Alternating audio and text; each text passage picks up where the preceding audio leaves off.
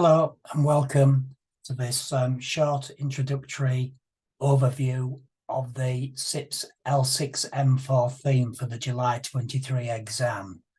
The theme is Preventing Modern Slavery in Supply Chains, and my name's Dave Deering. Contact information you can see on the bottom of the slide there.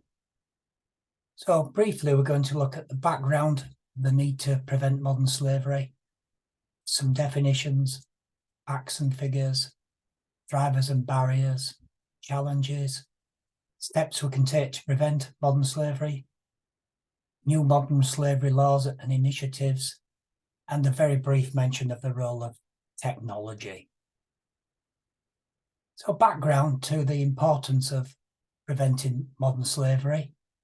It's been described as the greatest human rights issue of our time.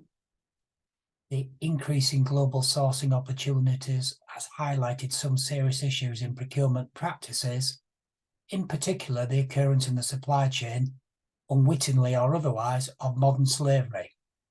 From every perspective, reputational, financial and ethical, this of course is not acceptable in the 21st century. Responsible business want nothing to do with any form of modern slavery, as they recognise its abhorrent nature. They also recognise the harm it can cause to the business should they be found in some way complicit with such practices. And increasingly businesses are being judged on their commitment and actions on tackling modern slavery on the basis of their due diligence. So a definition of modern slavery, there are many. A particularly good one is here from the Walk Free. Modern slavery covers a set of specific legal concepts, including forced labour, debt bondage, forced marriage, slavery, and slavery-like practices, and human trafficking. Although modern slavery is not defined in law, it is used as an umbrella term that focuses attention on commonalities across these legal concepts. Essentially, it refers to situations of exploitations that a person cannot refuse or leave because of threats, violence, coercion, deception, and/or abuse. And in the supply chain, where particular focus is on forced labour. Related concepts, modern slavery is obviously closely associated with sustainable procurement, corporate social responsibility, ESG, the 3 Ps, people, planet, profit, the triple bottom line, human rights due diligence, and even social value. Key facts and figures. 49.6 million were living in modern slavery in 2021. Of which nearly 28 million were in forced labour. Of the 28 million in forced labour, 17.3 are exploited in the private sector and 6.3 in forced commercial sexual exploitation and 3.9 in forced labour by the state. Women and girls data, children, Asia and Pacific region has the highest number of people in forced labour, 15.1 million, and the Arab states have the highest prevalence. But that's not to say there isn't modern slavery in Europe, USA, etc. And that estimate is from the Forced Labour Marriage Geneva September 22 data. So when you're in your exam, please don't be citing 2016 data, 2018 data. This seems to be the latest data that's available that was published in September 2022. So please do not cite out-of-date data in your exam. Some actual numbers here taken from the Walk Free Global Slavery Index. It shows countries with the most prevalent cases of modern slavery, with North Korea #1, and least prevalent with Switzerland there at the top. And the Walk Free organisation also produces a global slavery index map, which shows by colour coding which countries have the highest incidence or prevalence of modern slavery. And you can click on this map, it's interactive, and it will give you the data, and more importantly, what government actions have been taken in that country to eliminate modern slavery. So that is very well worth a look, is the Global Slavery Index map from Walk 3. UK has modern slavery, and you can see some large increases there.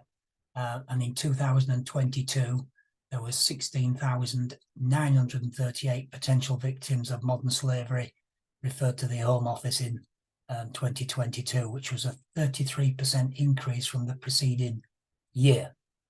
And you can see where that came from, gov.uk government statistics. So in your exam, try and cite where you got the data from if possible. What are the indicators of modern slavery? Well, there are many, many checklists, what to look out for. There's the ILO 11 indicators here, which are often cited, and there's some more general ones on the right there about poor physical appearance, workers being vulnerable and isolated, there are few personal belongings, they maybe haven't got passports or legal documents, there could be evidence of physical and mental abuse, they're wary of police authorities, groups of people are being moved around at unusual hours. So there are many indicators, and you need to be familiar with some of them to cite in your exam. Drivers and barriers. We've already, in the first slide, mentioned some of the important reasons why we need to eliminate modern slavery, and there's a list there of general factors. Leadership values, investors, use of employees, risk of supply chain disruption, collaboration, media stories, legislation, reputational risk, etc. And what's stopping us preventing modern slavery? Commercial priorities, resources, cost pricing, buyer practices, and an important one here is supply chain complexity. Supplier engagement, lack of understanding, profitable criminal activity, and competition law can all be barriers. So the general drivers of modern slavery, fairly straightforward: governance issues, lack of basic needs, which could be access to clean water, etc., inequality, disenfranchised groups, and the effect of conflict, which is a very common reason. So the challenges, we've already mentioned complex supply chains and lack of visibility, and that's a big challenge to identifying modern slavery. There is no straightforward solution, no one tool, and forced labour can be difficult to detect. Workers might be afraid to talk openly, abuses are often hidden, there may be no paper trail, and auditors may not be able to raise sensitive issues without jeopardising workers or their own safety. And that's taken from SEDEX, from their webpage recognising forced labour risks in global supply chains, and that was their findings from 100,000 social audits that they've conducted. Other challenges, some bit of repeat here: transparency, lack of disclosure, lack of capacity, lack of incentives, business models, and systematic challenges. And we can see the source of that was from About Modern Slavery by the Global Business Coalition Against Human Trafficking. So how do we prevent it? There are many steps, stages, models, and I've put one 12-step model in here, which is very good. Produce a comprehensive modern slavery statement, get commitment from senior leadership, document publicly what you want to achieve, conduct due diligence, including unannounced visits, host regular supply meetings, implement codes of conduct, training and support, encouraging your tier 1 to conduct due diligence with their own suppliers. Train employees. Put in place robust checks and develop good workplace monitoring. Bit of a long list, but quite a comprehensive steps and actions that you could take. And that's from Alchemist and their report, Preventing Modern Slavery in the Supply Chain, which is a good read. The UK government have produced an excellent guide on how to tackle modern slavery. And I've taken this from their quick reference guide. They do a much more detailed one. But we've got here activity, identify, manage risks in new procurements. Also, don't ignore your existing contracts, so we need to assess existing.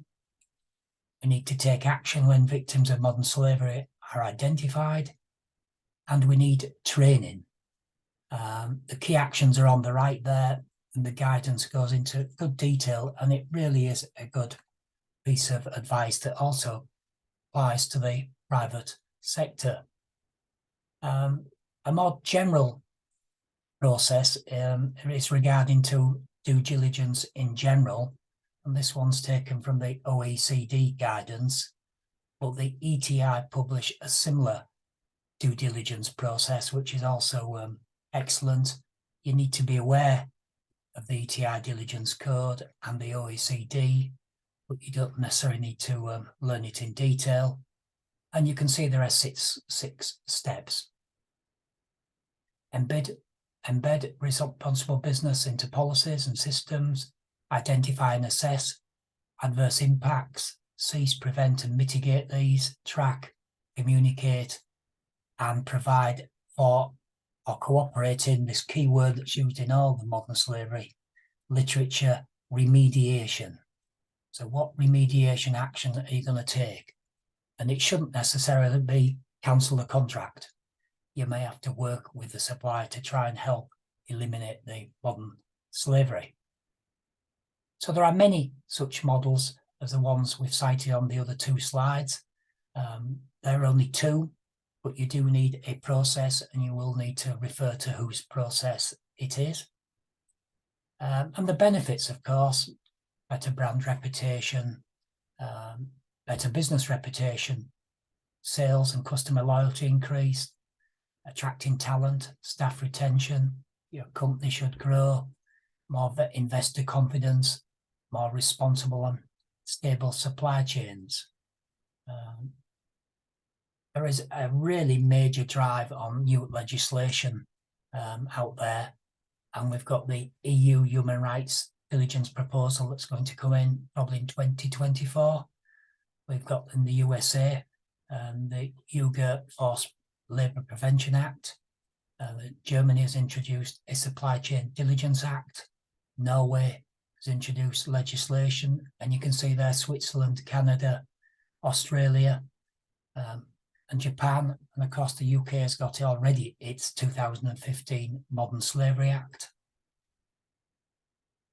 There are various initiatives and codes, and obviously the ILO conventions, and we've got the 1931 there, which is against forced labour, and the 1957 one, which calls for the abolition of forced labour. And we've got the United Nations Sustainable Development Goals, which include Goal 8.7 to eradicate forced labour, end modern slavery, human trafficking, etc.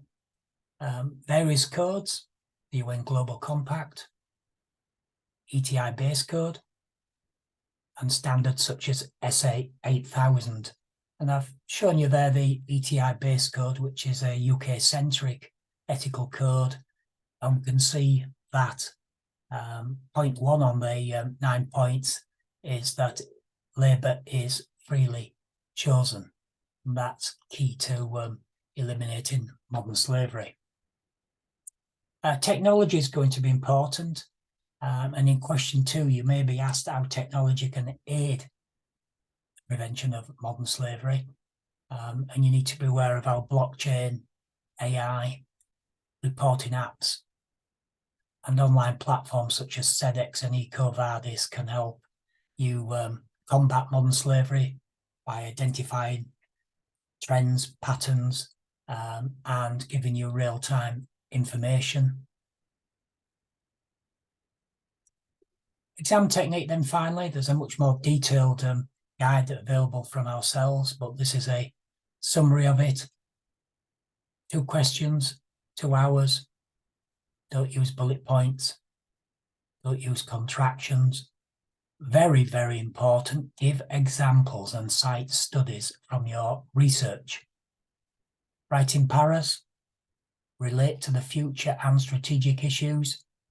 Relate the question to the theme. And many students fail to link that and simply write about the theme. Also link to P&S or the profession and the supply chain as per the question. Evaluate, do not describe. And there's a couple of CIPS videos, one fairly recent, which gives guidance on L6m4, which is there if you want to use that link. And that's the CIPS advice, which basically is iterated in the bullet points above. Some resources there. There's a modern slavery course, there's some webinars, and CIPS Intelligence has some excellent guides and information there if you click on there. And finally, this presentation is a brief extract from our main analysis, which is available to purchase. We provide a more detailed analysis of the theme, preventing modern slavery, including real-world examples, exam technique, topic videos, key research. And if you look on our website, you can see the menu for the options that you can purchase there.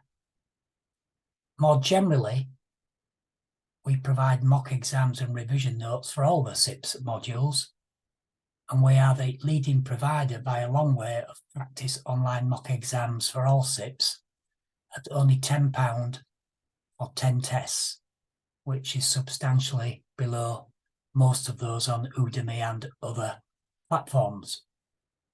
We also sell low-cost revision notes and flashcards for all modules. You can email myself, or you can simply go to the website for more information. So please bear that in mind when you're on your studies, that there is other sources of information. So I hope you found this brief overview helpful, and good luck in your July exams. Thank you.